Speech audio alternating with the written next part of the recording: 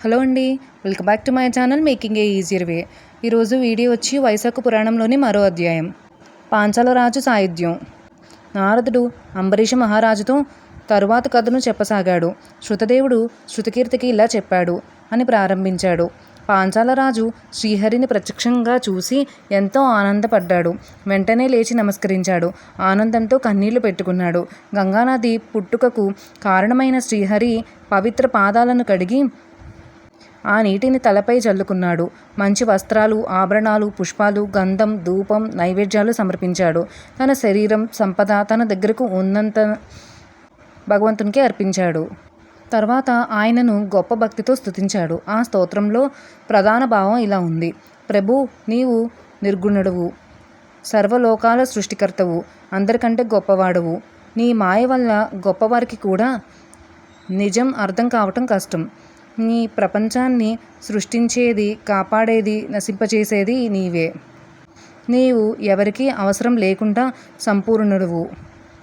అయినా ధర్మాన్ని కాపాడటానికి అవతరిస్తావు. మంచివారిని రక్షించేందుకు, చెడ్డవారిని శిక్షించేందుకు 3 గుణాల ద్వారా పనిచేస్తావు. నేను గతంలో నీ భక్తిని మర్చిపోయి పాపాలు చేశాను. దానం చేయలేదు, నీ కథలను వినలేదు, సత్సంగం చేయలేదు. అందుకే ఈ కష్టాలు వచ్చాయి. శత్రువులు రాజ్యాన్ని తీసుకున్నారు. అప్పుడు నా గురువులు వచ్చి నన్ను దారిలో పెట్టారు. వారి ఉపదేశంతో నేను వైశాఖ వ్రతం చేశాను. దానివల్ల నీ అనుగ్రహం దక్కింది. నాకు సంపదలు, సుఖాలు వచ్చాయి. కానీ ఇప్పుడు నాకు అర్థమైంది, ఇవన్నీ తాత్కాలికమైనవి.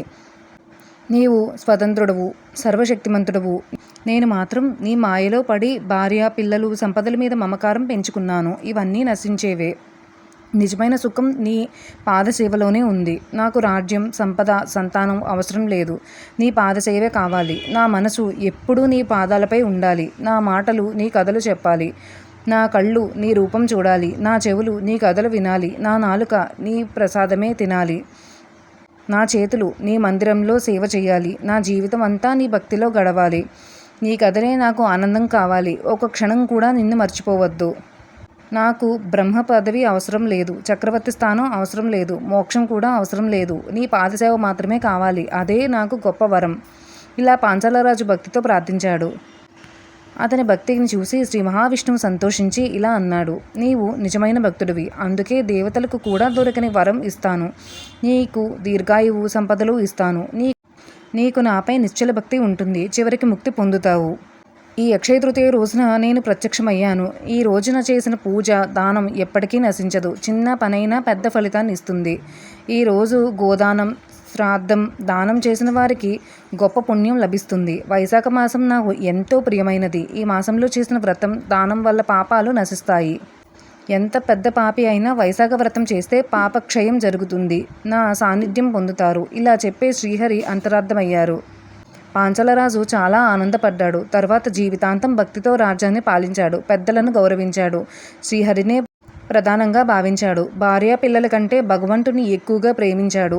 తన కుటుంబంతో కలిసి వైశాఖ వ్రతాన్ని ఎన్నోసార్లు ఆచరించాడు. సుఖ సంతోషాలతో జీవించి చివరికి శ్రీహరి సాన్నిధ్యాన్ని పొందాడు.